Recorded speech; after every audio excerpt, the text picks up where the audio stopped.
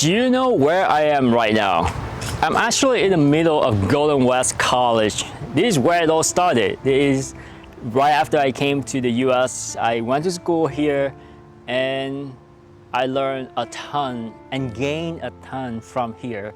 So today I'm back to the school and it's just such a great feeling because you felt like you went away for something better and now you went back to where it all started, right? So it's such a great feeling. And I'm telling you, it's all new. I mean, when I look around, it wasn't like this like 20 years ago, or yes, 20 years ago, it wasn't like this. It is very refreshing to see, definitely an upgrade in my opinion. And it's just I get so emotional. It's just standing here talking to you guys in the middle of, my community college.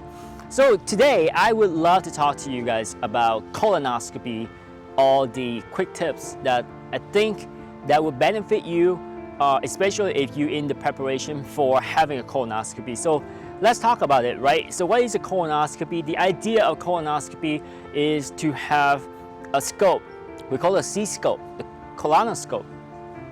It's long and it's flexible, and it's usually about 2 meters long. That's the length of the colonoscope. The idea that it will be inserted into your rectum and eventually go all the way to the cecum, and that would be a complete colonoscopy. We don't call it complete until at least the endoscopist can get into the cecum, which is the beginning of your colon. That's where the small bowel transitioning into the colon. Now, let's talk about how you prep for a colonoscopy, right? You hear stories that basically the prep was so terrible and people couldn't finish the prep, so they couldn't do the colonoscopy. So the drink that you drink, the most common drink that we give people to prep for a colonoscopy is called Go Lightly. It's a liquid that basically is a type of sugar that when you drink, it will attract fluid into the colon, and with that, you kind of clean out all the feces and debris inside the colon, and eventually you're gonna keep going to the bathroom and poop it out. Now, think about it. Why is it so disgusting with that liquid? I mean, a lot of people use that term to me. It's just because the taste of it, right? Some people call it has that kind of fish water taste. It's a little salty, but it's kind of blah in a sense that it doesn't give you any texture, any flavor, but because you had to drink such a high volume, usually it's about 1 gallon, so about 4 liters, and after you had to finish all of it with the idea of cleaning your colon. Now, one trick that you can do is, first of all, to put it in the refrigerator, so keep it cold. That will help with the taste of it. And if it's still a strong taste for you, and some people actually do have nausea, vomiting from the drink, so I would recommend to actually add a little extra of Gatorade. Choose a flavor of Gatorade that you really like, and add it to the Go Lightly. And a little extra fluid from the Gatorade actually doesn't do anything bad for you. If anything, it actually helps you even better. Why? Well, as you can imagine, when you drink the liquid, you're gonna go to the bathroom a lot. You lose electrolytes, and because of that, some people actually do develop like cramps just from losing electrolytes. And by adding Gatorade, it actually helps with that depletion from the electrolytes. And on top of it, now you have a flavor that you like, and so it actually helps with the taste as well. So that's one trick. Now, some patients, that 4 liter or 1 gallon of Go Lightly might not be enough. So we do have situations that people come in, they do exactly what they were told, but when we do the colonoscopy, guess what? Still dirty inside. So we ask the patient actually to do another at least 2 to 4 liters of the Go Lightly, go home, take a little bit more, and then come back the next day. So as you can imagine, it's kind of cumbersome. Now, is there any alternative for it? Yes, there is some pill that's actually a salt tap basically, and the idea is that you take it and you drink a lot of water still, and eventually it kind of pour water into the colon and help you clean it. And so, but it's still a new thing. It's approved by the FDA, but it's still a new thing. So it's gonna take some time for that to actually become more popular. But in the meantime, personally, I think the goat light is really good prep. There are some other tricks that you can do. Some people don't like the volume, so we actually can cut down the volume by using Miralax prep or doing a magnesium citrate prep. And those are kind of the alternative, but the idea, as you can imagine, you're gonna have to drink some liquid, some laxative liquid that will help clean out your colon before your colonoscopy. Another tip that I would give you, try not to eat a lot of fibers, like any high fiber diet before your colonoscopy is not recommended. That sounds weird, right? Usually you go to see the doctor will say like, eat a high fiber diet. That will be good for your digestive system. In general, it's good, but when it comes to a colonoscopy, it's not a good thing. You actually want to have a low fiber diet, because when you eat, say you eat too much carrot, you eat too much cucumber, you eat too much celery, the cellulose from the outside of these vegetables actually would get stuck on the wall of the colon and stay there longer. And so when we do the colonoscopy, we will see that, and in fact, you don't clean the colon very well with it. And the worst scenario is that the scope itself would not be able to suction out all of that cellulose, and for that, you would have a dirty colon by colonoscopy standard, meaning that we cannot see the lining of the mucosa of your colon very well, and that's not good. I mean, you want the doctor to see everything inside really well so that they can detect any polyps or any lesions or inflammation inside your colon. So at least about 2 days prior to the colonoscopy, highly suggest that you actually would eat a low fiber diet. So something like a soup or rice, chicken, those sort of things, that actually will help with your colonoscopy. Don't eat a lot of vegetable. And if you have a history of constipation or you have a history of diabetes, those situations would even slow down your colon even further. And in that situation, maybe 2 days is not enough. You might consider to do a 3 days of a low fiber diet in that situation, and that would help further and clean your colon better.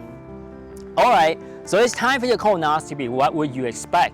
Well, for the most part, most people would be sedated of some sort. You can be sedated with morphine or fentanyl, or you can be sedated with an anxiolytic, which is benzodiazepine, which is Versed or Valium, Ativan, all of those medications in that category. Kelvin usually use fentanyl and Versed at the go-to drugs for the moderate sedation. So moderate sedation means that you kind of in the twilight situation, that you asleep, but if I say I shake you or I try to put my hand on you and try to wake you up, you will wake up and you will respond to my command. But definitely easy to be arousable. First is a deep sedation, which can be administered by an anesthesiologist with propofol, for example. And in that situation, you will be completely out, completely asleep, right? I usually kind of joke about it. I'm like, okay, the anesthesiologist will put you to sleep. You probably will be in Hawaii during your colonoscopy. How nice is that? Well, there's pros and cons to each, but of course, when it comes to propofol, when you're in deeper sleep, you're at a higher risk for not able to breathe very well, and in some situations, you stop breathing. So it's a little bit more risky in that sense.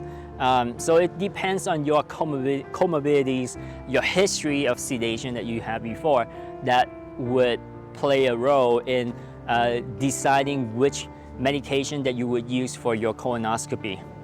Now that you have your colonoscopy, get it going, and the doctor finished the colonoscopy, and then after that, they come and talk to you about the result. What would you expect from the doctor afterwards, right? He or she will tell you, okay, do you have any mass, any lesions, any polyps in the colon? But in addition to that, there are two things that are pretty common during colonoscopy. One is diverticulosis, and the other one is hemorrhoids. A lot of people ask about it. So diverticulosis means that you have holes on the wall of the colon. What does that mean? So if you don't eat enough fiber, for example, think about when you have toothpaste inside a tube. Is that so much easier that you can squeeze the toothpaste out of the tube when there's a lot in there versus when there's not a lot? You're gonna try so hard to squeeze it out. And so same concept with your colon. If you eat more fiber, there's more bulk to the stool, and with that, your colon doesn't have to work so hard to squeeze everything out.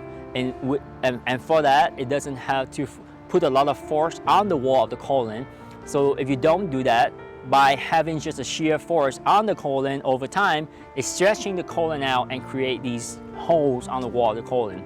And the two complications from this, one is you can have diverticular bleed, or you can have a diverticulitis, which is inflammation inside these holes, and it can be very painful. So that's kind of a little bit information about diverticulosis. The second part is hemorrhoids. We usually pay attention. We do a rectal exam. We would kind of tell you if you have external or internal hemorrhoids, especially when we're inside the colon. The last part of the colonoscopy is to turn the scope around. So we call retroflexion. So that way we can actually tell you if you have internal hemorrhoids or not.